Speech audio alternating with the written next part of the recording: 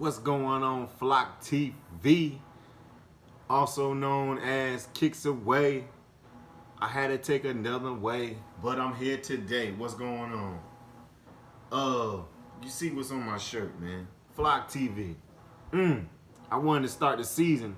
This was supposed to be my first video where I start the season. I ain't want to do preseason because it's too much bull crap out there. Excuse me. But yesterday I was on one of the Ravens websites, and my boy Matt Judon wore a t-shirt yesterday, Know Your Rights t-shirt. And they posted this in the Baltimore Beatdown website, right? So, I go over there just like I do every day, just to see what they got going on. And the first person on there was talking about, okay, so what Judon's shirt was the shirt that was talking about the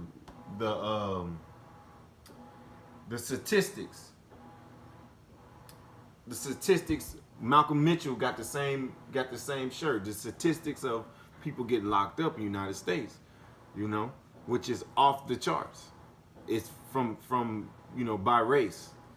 So, I'm reading the thing, and old dudes brings up, well, it makes sense. 70% of black kids don't live with their father. Deadbeat dad, right?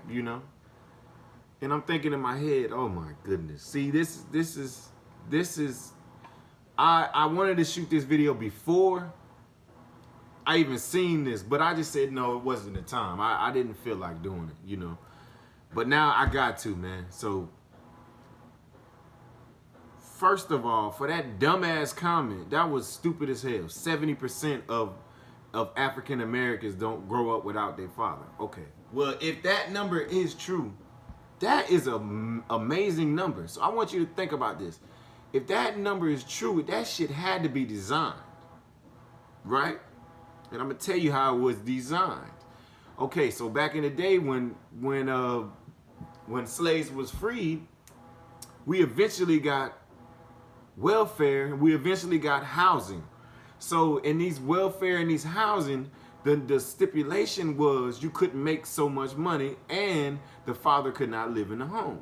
So let's go rewind it all the way to 2018. 70% of African American fathers are not in the home. Now you tell me, was that by design?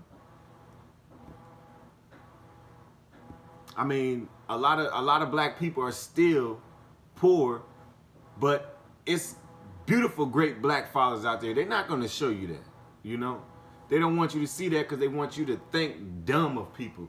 And let's get on this subject. Okay, so Baltimore took a knee in London. This is where the whole thing started. Baltimore took a knee in London. Ray Lewis was there.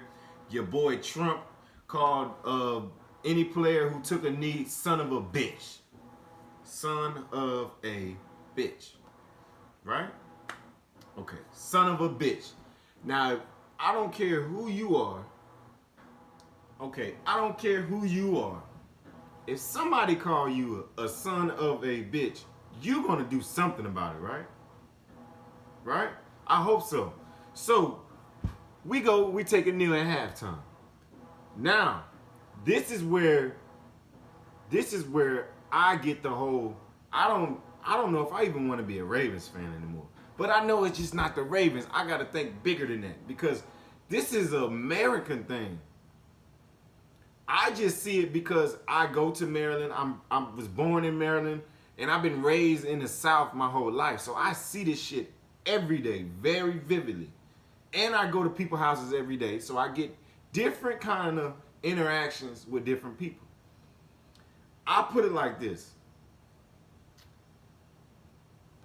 I'm a read some of the comments that was spoken about after the Ravens took a knee in London.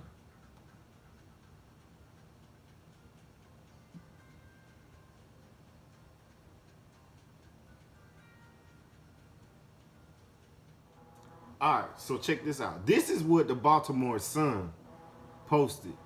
Now, this is Baltimore Sun. So they can't post all the bull crap. Tammy Harvillis posted, Ravens sustained a fatal injury when they allowed kneeling. Football is a business.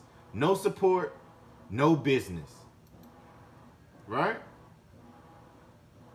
Now they're kneeling for injustice, not no flag. I sold my Dabney Porte. I sold my Ravens tickets. I own them since they were in the stadium. I do not support them anymore. Thanks, Dabney. Then you got some people, I'm proud of my Ravens for staying peaceful. Proud to see my Ravens interlock arms taking a knee in London. Then you got this guy, I have watched my last NFL game and I will burn my Ravens jersey today. Like, dude, you're gonna burn a jersey? You're not a fan if you're gonna burn a jersey. Y'all retarded. Y'all know how much these damn jerseys cost and you're gonna burn them? Okay. Let's see. It's a whole bunch. I'm still willing to take anyone. Oh, this is my guy. I'm still willing to take anyone, any Ravens tickets, jerseys, anything that don't want off their hands. Proud fan. Appreciate that, brother. Greenway, at Greenway. Then you got Patricia. I may love them, but I don't think I can support them. They need a timeout. How you love somebody but can't support them? Oh, because it's not your problem to support. Got it. Okay. It gets better, man. Boycott the NFL, the Ravens, and burn the jerseys of disrespectful players. Now, come on now. All for taking a knee, right? Now it gets better. Let me show you this.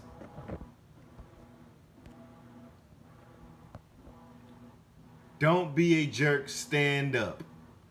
Season ticket holder says protest somewhere else. Now, first of all, no one ever was disrespecting the flag while taking a knee. This was because, check this out now, the same city where a man got killed in the back of a paddy wagon. Do y'all remember this story?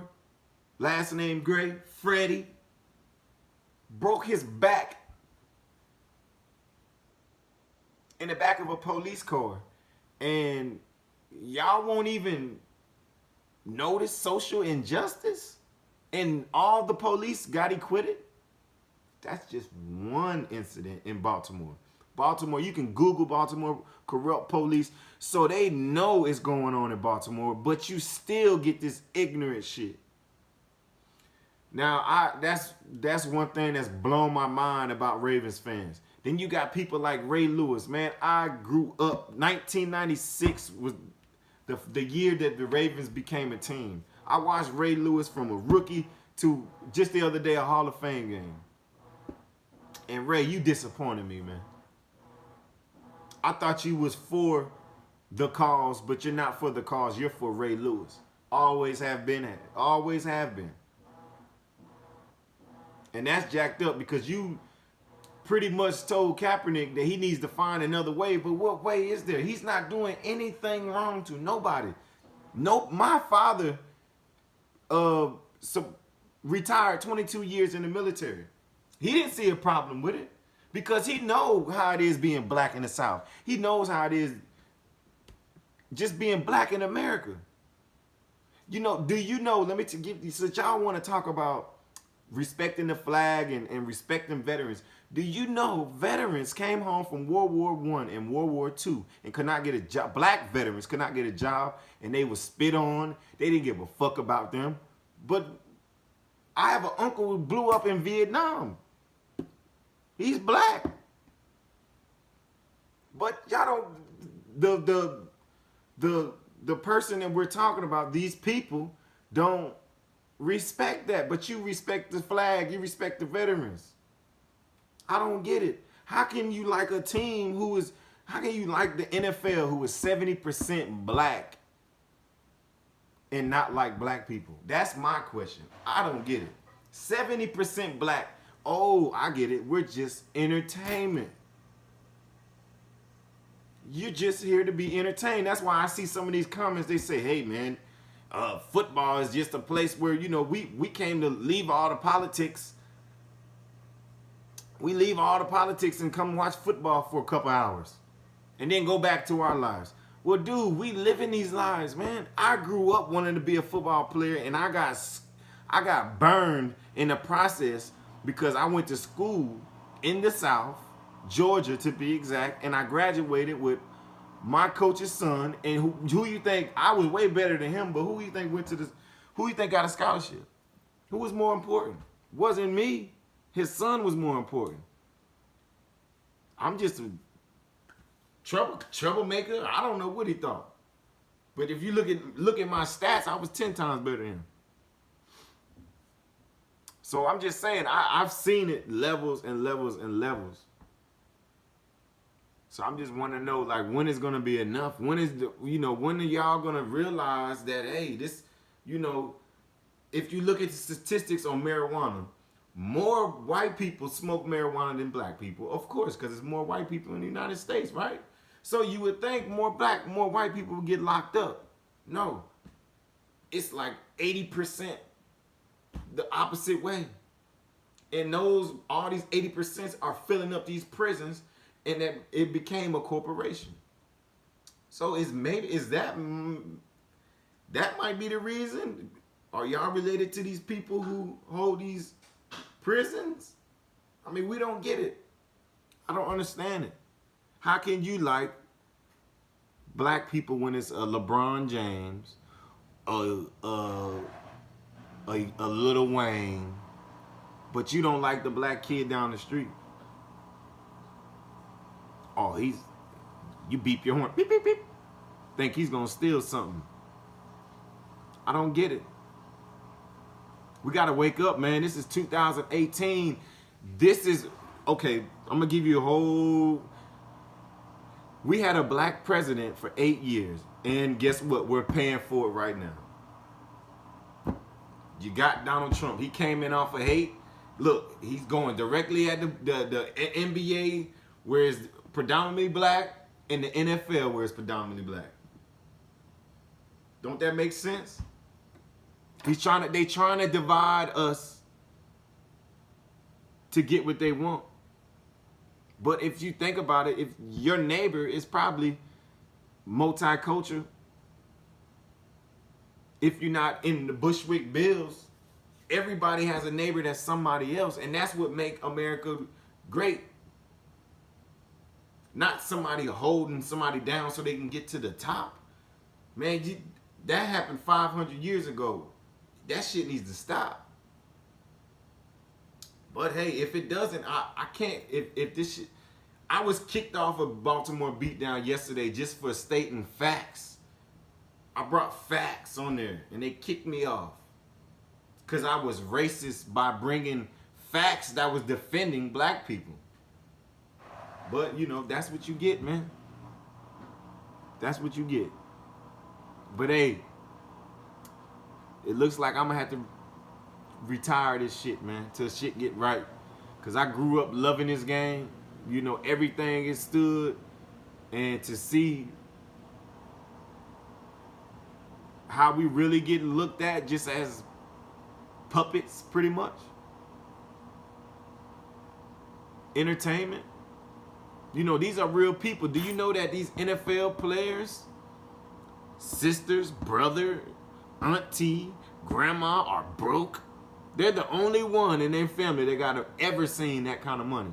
So think about this. 1 second. If you give Ray Lewis $50 million, that's not going to be enough for his family because everybody in his family is broke. Everybody. So you think about that before you judge people and before you talk shit about people. It's rough out here for everybody. But the big people try to divide us so they can keep your money, because they keep your mind occupied on hating somebody else instead of looking inside and see, hey, that's a nice person, man. That is an awesome guy. Let me give him a hand. I can help him. He might need me. I might need him one day, because guess what? You're going to always need somebody. Don't be broke down on the side or the highway, and then you see somebody, oh, hey, Billy, hey. And then when you leave, hey, motherfucker, don't do that shit.